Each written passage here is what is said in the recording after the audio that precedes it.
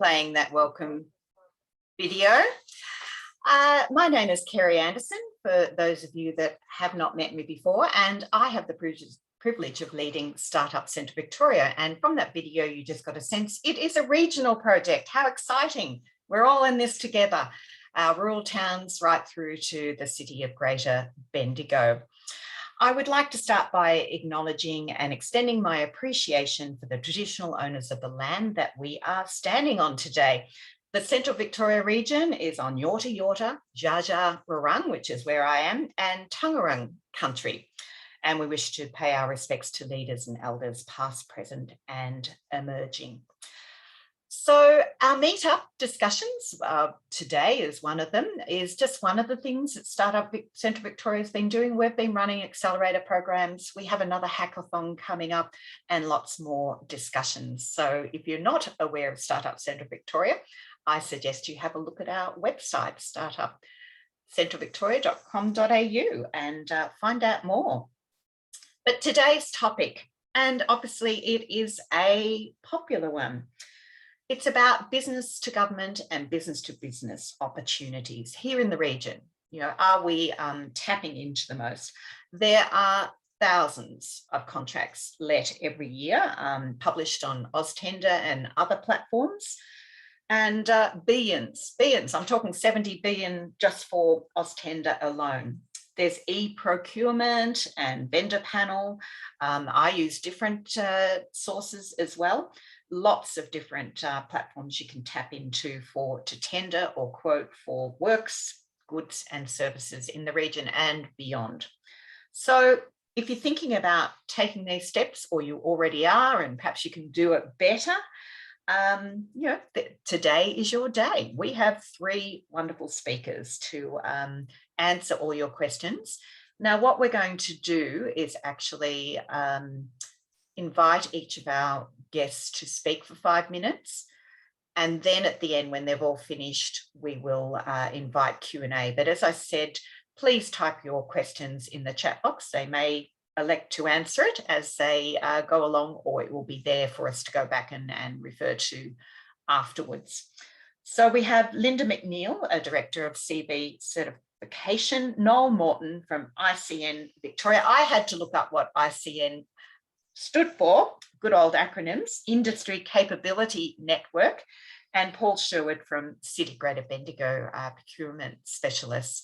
And I really do thank each and one of you all for giving up your time today. So we're going to start with Paul Sherwood from the City Greater Bendigo.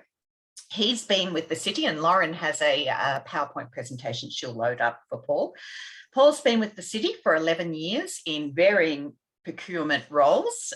There's not just one career path now, but obviously all in that area. And he currently provides commercial support for the city, primarily in tender and contract management. So Paul's going to tell us where the money is and how to get it. Is that right, Paul? I'll hand over to you. Something like that. Okay, thanks, Paul. Your next 5 minutes are yours. Great. Well, thanks very much for your time today. Really appreciate that. I've only got 5 slides, and so I'm in procurement with the City of Greater Bendigo. I'm the procurement specialist there. Next slide, please. The things I just wanted to talk to you about today was the procurement policy, the procurement thresholds, and our purchasing processes. Thank you. So the procurement policy, so we're spending 330 million was spent on procurement of goods, services and works over the city over the last 3 years. And we put in place an amended procurement policy, which is a public document. It came in effect on January the 1st, 2022. And this was a requirement under the new legislation in the Local Government Act. And I've just put down a few changes here. So from a threshold point of view, the tendering, public tendering is now set at 300,000, excluding GST. Now that is a larger figure than what was previously in place. The aggregated spend is now over 3 years, where it used to be over 5 years. And we've increased our quote thresholds. And a big one for us at the moment is the circular economy, and we've included requirements from that in the policy. And a key point here is the policy continues to support the city's commitment to buy from local businesses, and you can see there 45.1% being local spend. Thank you. I thought I'd just put in this slide here on the procurement thresholds, and you can see along the top there about the quotes required, and on the left-hand side there, the expenditure in dollars. But just to very quickly go over it, you can see there from 0 to 1,000, we're talking about just one verbal quote. So this is a requirement on our people. Talking about 1,000 to 1,001 to 5,000, one written quote, and 5,001 to 50,000. We're talking about 2 written quotes, and then from 50,001 up to 300,000, 3 written quotes. Now they can all go through quotations through our vendor panel system, and then of course we issue a purchase order to cover off on that. Now over 300,000, as you can see there, 300,001 and above, it's basically coming through ourselves in the procurement section to facilitate a public arrangement. Now whether that's in the form of a public tender or an expression of interest, could be either there. Okay, next slide, please. And the last one I wanted to put up here was just about some of the systems used in procurement, just so people were familiar with those. And once again, you've got the systems up the top there, the vendor panel, eProcure, LinkSafe, and our purchasing finance system. So just on that vendor panel side of things, this is just for receiving requests for quotes when they rise in a particular category you want to put out. It's management of those quotations that are both contract, so it's also for the contract ones, and non-contract ones related to purchases and expressions of interest too. It's about the focus, the supply focus, about the marketplace, the public, the contractor suppliers, and it goes right through a range of others there, including the likes of Kinaway and MOV and so forth. To register, people just have to register as per that link here for the website. Go into this vendor panel and supplier page and register there. There's technical support available, and training is available there also. On the eProcure one, which is part of the tender search, this is for the public tenders typically that are going out. So it's a tendering portal for undertaking expression of interest in public tenders. And of course, once you've done a public tender, you may go to a selective private tender process. And that's for all suppliers interested in tendering for goods, services, or works again. It's on the city there, and it's free to city website there, and it's free to register. One key point I would make there is just make sure you pick the Bendigo portal link. So pick Bendigo there. And of course, if you need help there, you've got that eProcurement customer service line. The next one along is LinkSafe. Now, this is about our pre-qualification. And that's the pre-qualification, the initial evaluation of suppliers, OHS and insurances. And once again, we do an annual review on this, keeping them in place. And it's basically for suppliers, contractors who conduct works, services at the city, and must be in place prior to works and services commencing. Our procurement group basically send out the link as far as that goes. And you've got support there as far as LinkSafe goes. And if you need to talk to anybody about it, you can talk to the work health and safety team on that number that I've indicated down the bottom there. And the last one I'll put down here is about the purchasing finance system. This is our Tech One system, and this is for issuing of purchase orders and for payment of invoices. And for the management of all suppliers, financial data to enable issuing of purchase orders and payments. It's for all suppliers. So we've got across, there's a new supplier form, which can be emailed out. And if you want to discuss that, you can basically talk to the project person that's basically contacted you in regards to the service they're looking at. I know I've gone through that very quickly, and once again, thanks very much for your time today, and be happy to answer questions at the conclusion of the 3 presentations. Thank you. Great, thanks, Paul. And we've already got a couple of questions in the chat box. We'll save those for when we get back into it. And we're understanding that a lot of people that are logging in today may be new to this space, but others are already in it, and they want to ask you some really tough questions, perhaps. So we do appreciate it's a mixed bag today. All right. So our next speaker is Noel Morton. from the Industry Capability Network, otherwise known as ICN. I think we're all, although there are worldwide, if you Google, you get a few ICNs. So ICN implements the local jobs first policy on behalf of the state government. And this means a strong focus on maximising the involvement of local businesses. And that's something we all want. We all want local businesses doing our work because we know where they live and we've got an issue, we can find them. So it's about projects happening here in the region as well as around the state and assisting businesses to identify competitive local companies to support their supply chain activities. So it's very much about connecting, I think, Noel, and the ICN Gateway. You're going to tell us a little bit about that as regards a platform, I assume. So thank you, Noel. 5 minutes is yours. Yeah, no worries. Thanks, Kerry. Welcome, everyone. Thanks for tuning in. As Kerry said, I'm Noel and I'm based in Bendigo and I represent ICN Victoria here in Bendigo, and I cover the Loddon Mallee region as a geographic area, although I do work on projects right across the state. ICN is it's a state government funded program, an industry program. It's been running for about 35 years. We have a head office in Melbourne. We have people like me, industry advisors located around the state, so Geelong, Ballarat, Bendigo, Northeast and Gippsland, and the program has since been replicated in every state of Australia, so we're a national body now, and New Zealand as well.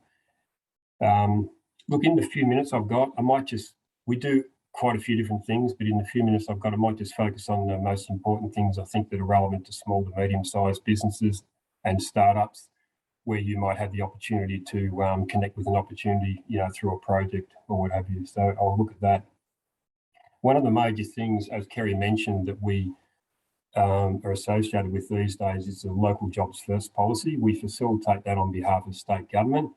Now, some of you will be familiar with that from tendering. How it works, it's basically a state government policy. Everything that the state government goes out to purchase, any agency, whether it's a product or a service, if it's over $1 million worth, which is most of the things they do, they have to apply the local jobs first policy. What that means in simple terms is that anyone tendering to win that work has to submit with their tender a plan of how they're actually going to engage local industry in terms of products and services, and they have to put figures forward on what they're going to achieve in terms of using local industry. So there's quite a lot of, I shouldn't say pressure on bidders on major projects to have a serious look at what's available locally in terms of business and product. And we assist them with that. So during the bid phase, we work with, every other day we're working with bidders on very large and much smaller projects to help them if they're a bit stuck and they're trying to, find out who can do what for them locally as part of their tender proposal. We help them out. So it gives us a really close relationship with a lot of interesting people early on in the process. On major projects, the state government also posts on our ICN Gateway site actual gateway pages, we call them, which represents that bid, where people from industry and business, anyone like yourself, you can go in there onto Gateway and submit an expression of interest against that job at that stage, even as early as the bid phase, to say, hey, look, I think I've got something to offer this project. Here are my details. And what we do is forward all that data on businesses over to the people who are tendering the work. So it's a nice connection early on in the process, which is pretty hard to get sometimes. Because we get involved with a lot of these projects early on, we continue the work when people are awarded their project. And so, like examples of what I've been doing locally here lately, a direct example you'd all be familiar with, the new courthouse is going up. So Kane Nicholson, they approach me every now and then. Even though they've won the job, they're not always 100% certain who they're going to use for certain things, especially when you get below their major, huge packages. So if they're a bit light on for options to try and engage someone local, they'll come to me and say, hey, Noel, we're looking for someone to, do some external civil or glazing or cleaning or something. Who locally should we talk to that we may not be aware of? Same with a number of solar projects that are about to kick off around here. I've been doing a lot of work on those. The new Echuca Bridge, McNeill Dowell, they had a particular focus on trying to make sure they were connecting with local businesses up around Echuca. So I helped them, try and identify options up there for different packages of work. The next thing I wanted to mention was which is part of one of our core activities, is what we call local sourcing. And this is where it'll be of interest to hopefully most of you, that anyone can approach us as a business. And if you're looking for someone in industry or in business generally right across Victoria or throughout Australia for that matter to help you, you might be doing something in your business and thinking, oh, I need someone to do this thing. It's quite special, but I don't really know of anyone who can do it locally or anywhere in Victoria for that matter. Come to us, give us the details of what you're looking for, and we can dip into our networks, which are quite huge, and we've got very large internal databases of who can do what, and just send you some recommendations on who we think you should possibly talk to. This doesn't cost you anything, by the way. It's just a service we offer to business and industry to help. So keep that one in mind. You can just literally get on the phone to me, send an email, tell me what you're trying to seek out, and we can help you out. We're doing it with the really big guys, but we can also do it with small businesses for very small inquiries. That doesn't matter how large or small the query is. The other thing we do quite often is run events around the place. It could be a semi-social thing, but we have a lot of events relating to projects. So a lot of companies who win medium to large size projects, they quite often want to hold an industry briefing in an area, especially regional Victoria, or even in Melbourne, it doesn't matter where it is, just to sort of a meet the buyer event where you can come along and sit down and listen to these people who have won the job and ask questions and, you know, do a meet and greet and understand more about the project and how you might connect with it. So we're quite often doing that with major project owners. We've got them coming up all the time. You'll learn about those if you register on ICN Gateway, which I'll tell you how to do in 2 seconds. That'll be one of the things that falls out of that. So ICN Gateway is ICN's main public profile. So that's our online database where everyone predominantly gets to know us or you know, deal with us. If you Google ICN Gateway, you'll soon find it. It's an easy one to find. You can literally go in there and create a profile about your business. You can, and in its simplest form, it's free of charge, so it doesn't cost you anything to register. You go in there and just tell us all about who you are, what you do, your products and services, what your capabilities and facilities are, and that goes in as a gateway profile. And while you're in there, you'll see things called notifications. If you switch all those on for your own selections, you'll find that you'll get emails and what's that one called, MailChimp alerts to tell you about events that we're holding or new projects that we're involved with. So you get an email alert saying, hey, the new Bendigo Courthouse project has just appeared on ICN Gateway. You might be interested, go in and check it out and talk to Noel about it. That's an older one now, but that's just an example. So you get constant alerts. Fantastic. What I'm thinking, Noel, is we might put an email out with links to all the websites and platforms that our speakers are presenting. So that will be, but obviously questions, if there's any in Q&A, we'll come back to you, Noel, to ask more about that. No, I've already got I need to tap into your knowledge base for that too. So thank you. That was a great overview, and those that weren't aware of ICN will now realise what's a valuable resource we have in our region. If you're local, make sure you contact me because I'm based in Bendigo and I'm happy to come out and visit your business and understand what you do. And that way you'll be front of mind when someone asks me about something. Yeah. So just give me a call. Yeah, it's that good old adage, you know, make yourself known, get out there and network, and you're more front of mind when it comes to referrals. But obviously the gateway is important too. All right, thanks, Noel. We'll have some questions for you later. Thank you. So our final speaker before we go into Q&A is Linda McNeill, Director of CV Certification. So her team at Central Victoria assists businesses on their journey through the ISO certification process. And for someone like me that's not in this space, it just does my head in seeing all these references and things. What does ISO mean? But you will know if you're in that space. I know that Linda's also a member of a number of audit committees and boards, so she's definitely knowledgeable when it comes to compliance all round. So thank you, Linda. Better unmute myself. Yeah, that would be a good start. I'll try and stick to time or the orchestra will start playing.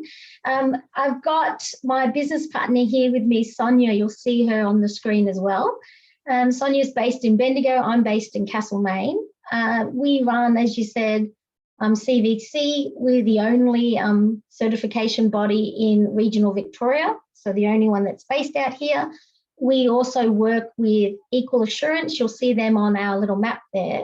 It's part of a broader network of branches across the whole country, and they also service 12 international countries as well. So today I'm just going to quickly touch on 3 areas of compliance. The first is the 4 levels of compliance we generally see, so that we have just noticed over the last 10 years of doing this, what people tend to kind of fall into, and it lines up nicely with what Paul was talking about. And the second thing is, we'll just touch on the roadmap, a bit of a process that we find to get a business from, 0 to certification or anywhere in between. And then the last one, I'll just give a quick overview of sort of who's who in the zoo. As Kerry said, it's a space all of its own. So there's a lot of parties involved. There's lots of people doing different things, and I'll just give a quick overview of all those parties. You'll see on the screen there, I've just mentioned the standards that we certify to. So as you say, most people won't know the numbers, but generally they represent safety, quality, environment, information security, risk management, and then a bunch of sort of very unique management standards around specific industries such as waste or wind turbines. So, excuse me, Linda, would you like us to progress the slides? Yes, you'll need please. to prompt us. Okay. Next, thank you. Perfect. So just quickly to start with, why would a business even want to go down this track? Really, there's sort of 2 main reasons, or a few reasons. One is to try and get seen and have that competitive advantage when you're going through pre-qualifications and tenders. So I saw in the chat someone mentioned that there might be a timeline for certain local governments to require formal certification.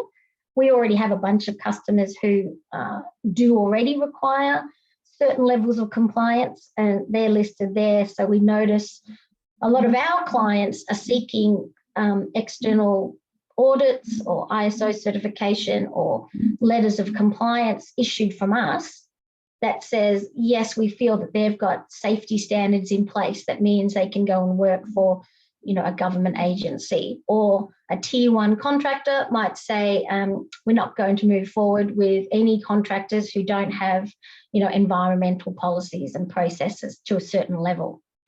And if I'm looking at it from Paul's side of things, perhaps the customer side, the reason they might push that requirement on to their contractors or suppliers is because it helps give them greater assurance. That gives them an understanding of how competent, how professional, how skilled your manufacturing or service delivery levels are. It also helps limit their liability, which we hate to say, but it does sort of ask covering, if I use my language, for them, in the sense that the contractors will say, well, we've got a third party who knows this stuff and has gone through and checked their system, so we don't have to. So it's a bit of a quick and easy way to kind of get checks without investing a lot of each customer having to do, their own audit on you. And next, please. Next slide. Yep, perfect. So these are just the 4 categories we find people tend to seek when they're looking for compliance. And you might know where you sit currently as a business on this sort of path. So the low level is really just bare minimum compliance. Do you have a qualification as an A-grade electrician, or do you have work cover, public liability insurance? And it goes all the way through to external certification. And that's where a business like ours would come in, do an audit, and every year you have to undergo continually audits. It's, a bit of more of an investment, and the bar for what kind of standard you are delivering is much, much higher. So I've put down the bottom the sort of customers we see and where they sort of sit in this range. So we find that the smaller contracts, even the local governments, aren't requiring full ISO certification at this time. But if you go down the other end to where the Defence Force sits, some larger Commonwealth government, they do. You can't even, go past to Monopoly, catch $200, whatever. You can't even start if you're not at that level. So I'll just get you to hit next, and I'll quickly deep dive just quickly on what they look like.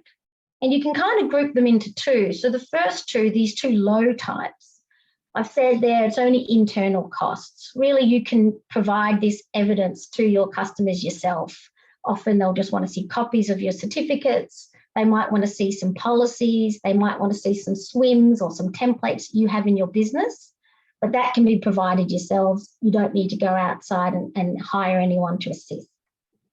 If we just click next, we'll get to sort of the medium and the higher compliance requirements. And this is usually where an external party needs to get involved. So on the medium side is where people like Vic Roads traditionally sit, where they might say, can you come and fill in one of our checklists? We'll need to see a letter of compliance, and more of that informal sort of review. Sometimes they meet specific standards issued by, the government or specific international standards, or sometimes it's just their own internal standard. So I'm thinking of some of the contractors. Certainly my background is in oil and gas and mining. They had their own standards, which really was unique to that business or project. And then the final one is this high level where you've got to meet the international standard or the Australian standard. And it's quite rigorous in terms of who's allowed to provide that accreditation, what the requirements are. It's very, very controlled. And so those two are the external, where you might come to someone like myself or Sonia, and we can help you through those two processes. I'll just click on, I've got 2 slides left to go. Try and be quick, Kerry. Oh, quick. So this is the pathway. I won't go on to it, but if you think of starting at the get started all the way to the end, that process can take anywhere between 3 months to 3 years. It really is about how quickly and how far a business has to go. But, these are the general steps. You've got to identify what your needs are. So do your customer want you at that far end or that middle or that low end? Once you know that, you sort of work backwards and say, well, to meet that requirement, we've got to identify the gaps in what we currently do. We've got to fill those gaps. We've got to use that system and prove to our workers that they understand. Now they might have to do more paperwork or do more inspections or whatever the change might be in your business. Then the second last thing is, will someone like us would come in, help you with an audit, do your review, get you up to sign off, and then that's when you can provide that evidence to your supplier, to your customer, sorry. So it is a bit of a moving feast. It really depends on who you are, what you want, what your customer wants, but that's generally the way we would try and lead you through this journey. And I've just said at the bottom, I always suggest you do training as you go. So first the managers might want to be trained on the compliance, then your staff, then your workers, then and it goes on like that through the whole process. And finally, just a quick, I know I'm speaking very fast, to who can help. And generally in those 3 phases of, beginning your certification to the end, you'll find you need 3 things. You need someone to help and advise you, just to even understand what these standards even mean, because unfortunately they're not always super clear on your first read. So there's lots of people who can help you. There's industry bodies, there's legal services that will give you legal compliance obligations. The accreditation bodies and international and Australian accreditation bodies can provide training and whatnot. And then there's, in that middle there, you can get help to help set up your systems. So you don't have to do this journey by yourself. You can engage with a consultant who can tailor something for yourself. You can use templates that are out there. There's software systems that have been developed to help meet certain compliance levels. And so hopefully you won't be starting from scratch. And then finally is when you get to that audit. And I've just put those words up there, Exemplar Global and JASAN. Oh, I've got my thing. And certification auditing bodies are those that are approved by JASANs. So if you hear those words, Exemplar Global, JASANs, just know that that's sort of a licensing formal body that's used, and for that very high level, those external high level audits we talked about earlier. So I know that was a real quick, hope that was helpful. Happy to answer any questions. Fantastic. I'm feeling bad that I'm rushing you all through, but I know that there's lots of questions, and those that, hopefully they'll ask what they want to follow up on. And I know in the rural shire that I live in, I was quite surprised at how few of the local businesses actually went through the process with our local shire. And I asked around and said, why is that? And number one, they're so busy as it is. Why bother with that? And I think, you know, sometimes this paperwork and compliance can be a bit daunting. So why do it if you're already busy? But we've already heard, you know, how much money is spent through different levels of government. And if it's part of your business growth strategy, well, it's an investment. And now we know where to go and what courses are available. So thank you to all three panelists for that quick overview. I'm going back through the chat box. So we've got a few for you, Paul, because you were the first speaker.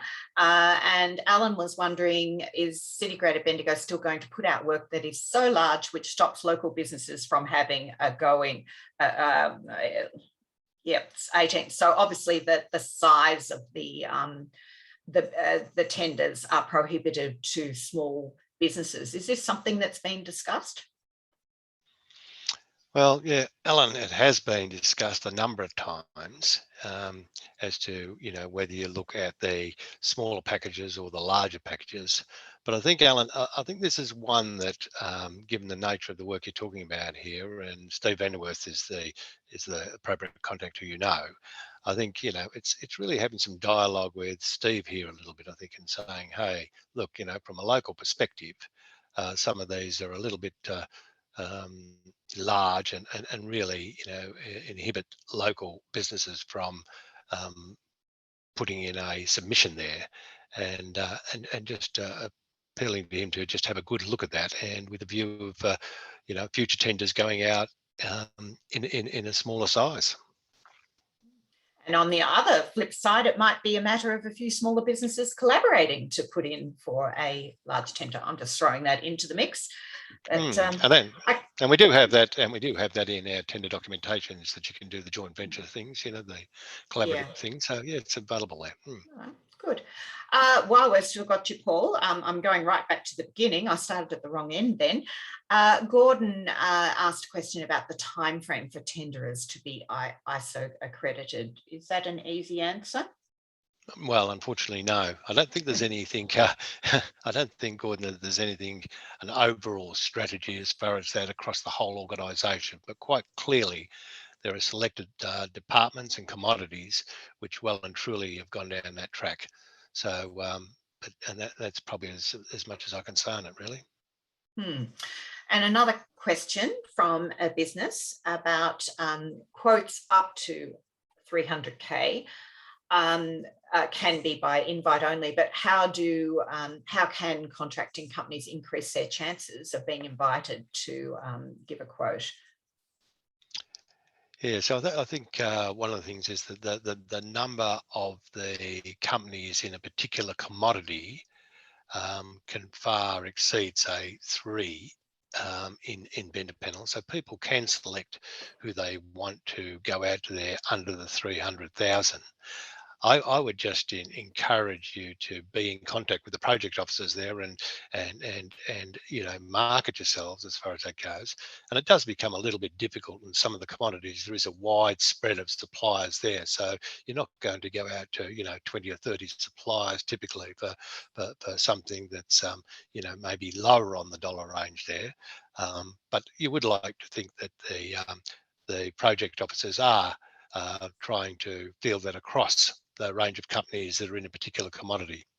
But I think one of the things is quite clearly is that you know, those companies that tend to perform right across, and I'm not just saying about their capability and capacity, I'm talking about pricing and everything else, those ones that tend to perform and deliver tend to get into the mix a fair bit. So I suppose it is a bit of a marketing persistence there to make sure that your name is on the list when given at least the opportunity to basically put in a submission. That's good advice. Now, Linda, this is a different slant on the question for Gordon. Yes. Are you aware of any government timeframes for businesses to achieve ISO? It's a really good question, and Sonia and I watch this space very closely. We've just seen recently, it is customer by customer. We've just seen recently Vic Roads has made a big push into ISO, which is a bit of a game changer in the Vic Roads space. We've seen the ICT standard be adopted by the NDIS, and we're starting to see the ICT standard become mandatory at the state level. We do think the difference between local and state, and why perhaps local might be the slowest of the group to catch up, is they do want to use local suppliers, and it's quite a burden on very, very small businesses, or maybe, you know, businesses that they've dealt with for decades to become ISO certified. So what we tend to see now is at the local government level, the high risk projects or the high risk works, they're going to start requiring certain certifications. So often that starts with safety, and that might just be for people who are trenching or working at heights or working in electrical space. But we are seeing, you know, one by one, this is definitely the trend, and this is the kind of the future. But yeah, in terms of timelines, if you're going to work with anybody like the defence, it's a no-brainer. You must be certified. And some private businesses like Telstra, who else? Lots of the contractors now, Lend-Lease, they're sort of saying, yes, safety at least, quality of environment preferred. If that answers your question. Yep. Yeah. Noel, I'm wondering if you're seeing that coming through ICN as well.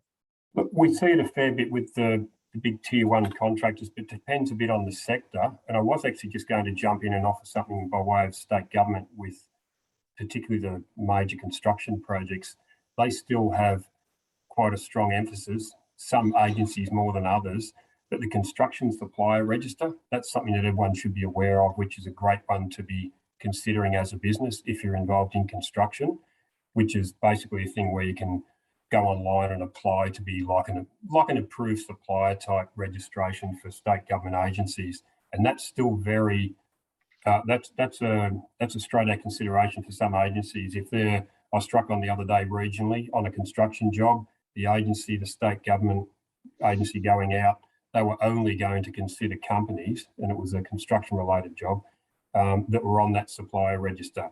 And if you're interested in what I'm talking about there, if you go to the construction supplier register, it comes under the Victorian government's Department of Treasury and Finance kind of run it.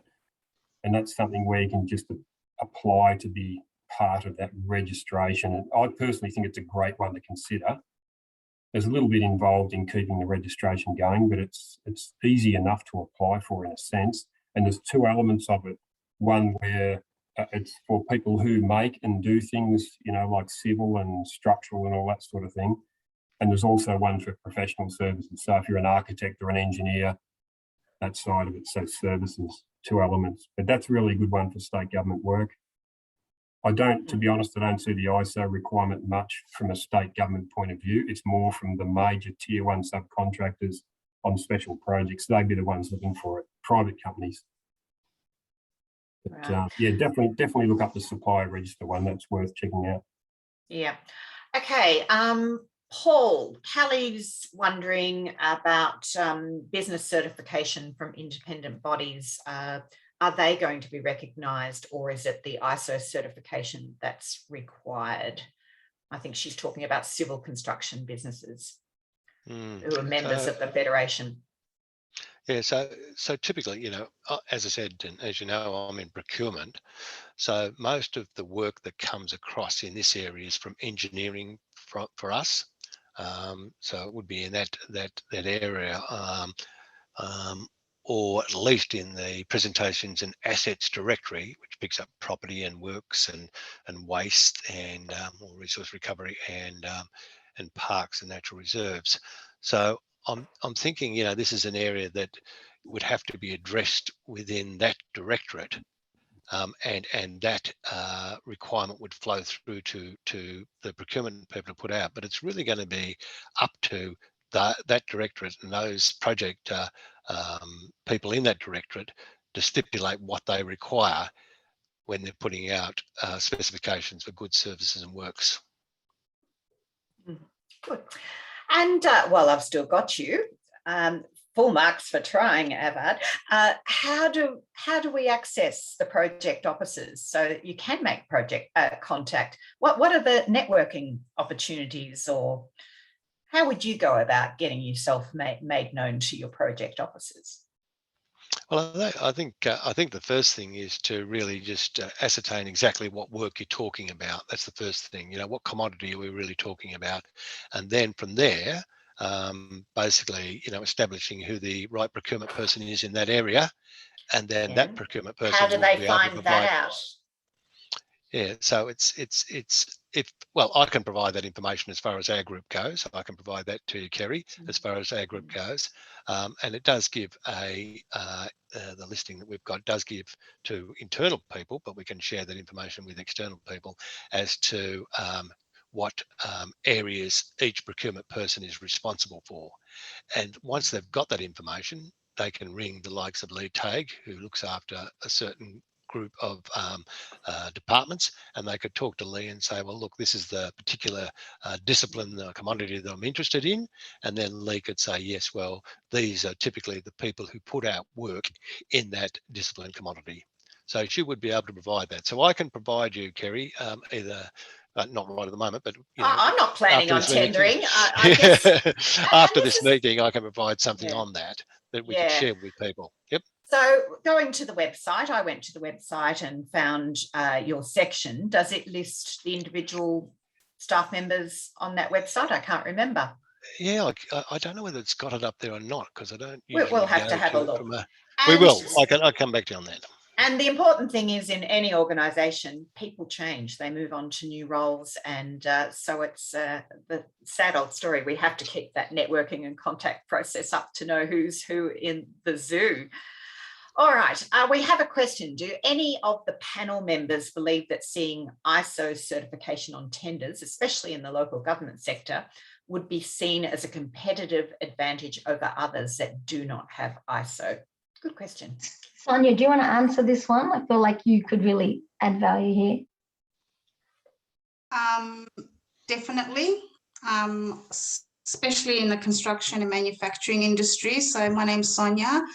Before we started this, I worked at Vic Roads for 15 years in the contract space and civil construction road services. So yes, at the moment, even having what you mentioned before, the CCF certification in the industry, it's the CCF certification would have been really good 10 years ago, but now the industry is evolving quite quickly. And one of the things with ISO certified companies, for example, say if Thales was certified, which they are, but if that next tier down, what the standard does is ask for that certified company to ask for information from that next company. So the actual, you'll see the construction industry now, no one really is going to get away with not having a certified system or a really good system. It's just because, one, it reduces the risk to the businesses themselves. Like if you even just go through the certification process just to have best practice and reduce the actual risk to your business, that's one really, really good thing. Even if the tenders don't ask for it, it's a good thing to have. And it can be streamlined if you get the right consultants.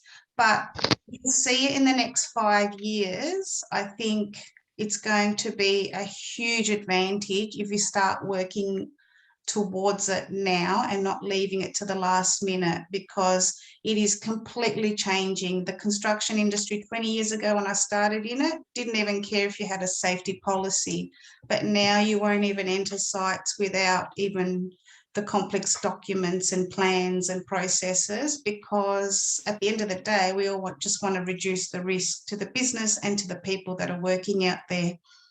So I'll just quickly add as well, I think that's right. And one of the main reasons that's being expedited is the new manslaughter laws came in a couple of years ago, where now the risk to business owners and contractors is much higher if there is a serious safety incident. And the other is the change in insurance. So you can no longer claim fines and safety penalties on your insurance. So now we have, criminal and financial impacts that are much higher. And with the new focus on psychological safety and mental health, people are seeing a large impact in their work cover claims in that new sort of mental health space. And so just a couple of work cover claims in that space means your work cover premium goes through the roof. So you can see why, as Sonia said, people sort of pushing this requirement down the pipeline in the hope that they can share that liability with their contractors and not wear it all themselves.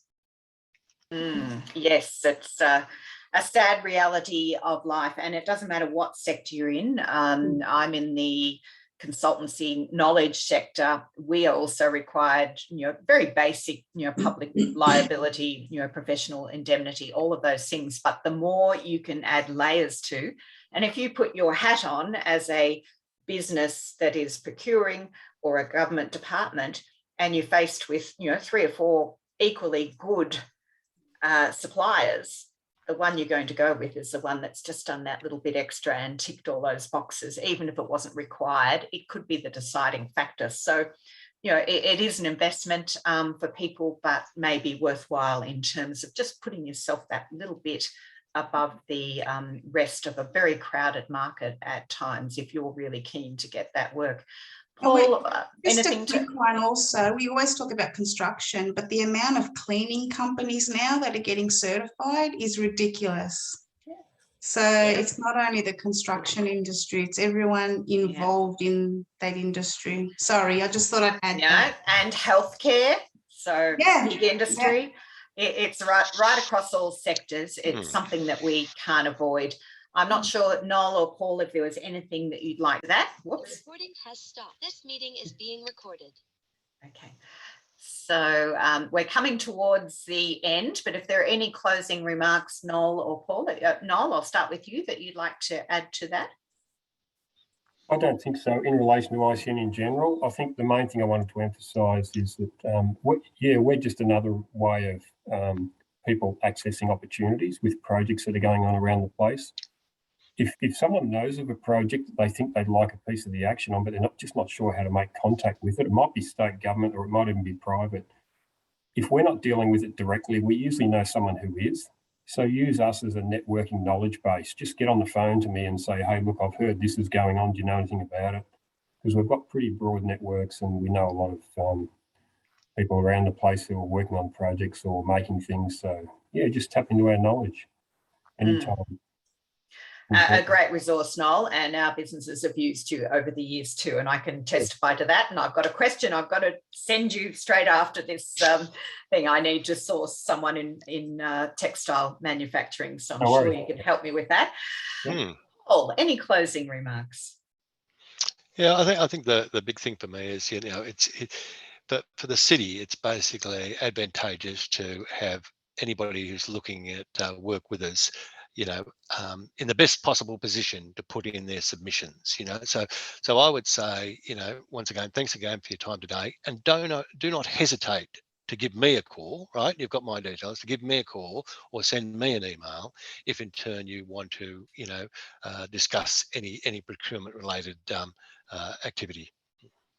And we will do our best to source, add to the questions that have been asked and send all of the, I'll email out all the links that we can do to add support to the questions asked.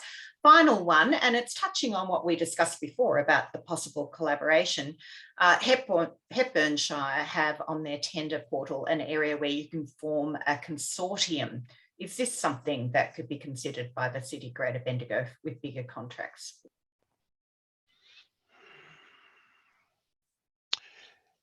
Yeah, so we haven't. We do a lot of collaborative work with other shires, but we haven't got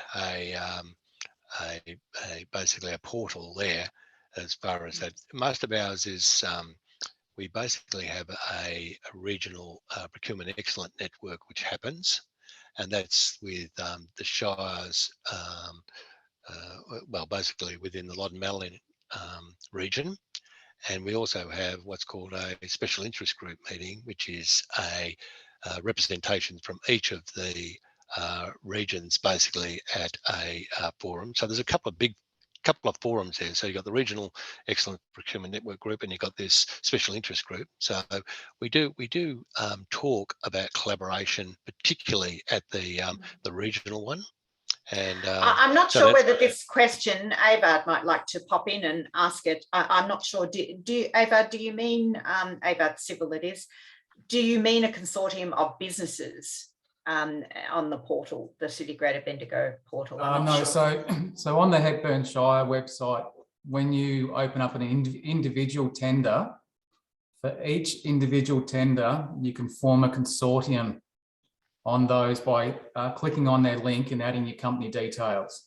It's then up to each company that's looking at that tender to make contact with the other consortium members to form their joint venture. Oh, okay. Sorry, I misunderstood that a little bit when you were talking about the consortiums there. But yeah, so we have a little bit happening in that range, but it's more project specific that it's addressed. So we haven't got something as a general rule, but it's well and truly something to for us to have a look at that. Yep. Yeah, take it back to the team. Great, yep. Great suggestion. We can learn from other parts of the region. That's great. All right, I'm very aware of the time, and some of you, or your lunch break is about to end and you have to get back to work. But I would like to really thank Linda, Noel and Paul for making their time available. And I know I put them under pressure to provide a lot of information in a very short time.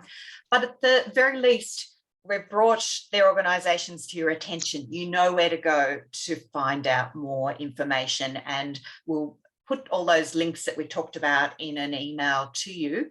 And I'd love some feedback if this was useful, whether you'd like other events of this type. We're always open to new suggestions of what topics you'd like to have at a meetup. A reminder that our next event, we have an opportunities forum coming up on the evening of 12th of May, and we're talking about the big business opportunities in the region. This is the inspirational stuff. You know, what aren't we doing yet that we should be doing? So if you're interested in that, startupcb.com.au. I'll once again put a link in, and great to see so many people coming in today, and once again adding to our knowledge bank. That's what it's all about. Let's share the information, work together, and we'll see new opportunities in the region. So thank you, everyone. And thank you, Lauren from La Trobe in the background, helping out as usual. Have a great day, everyone. Thank you. Thank you. Cheers.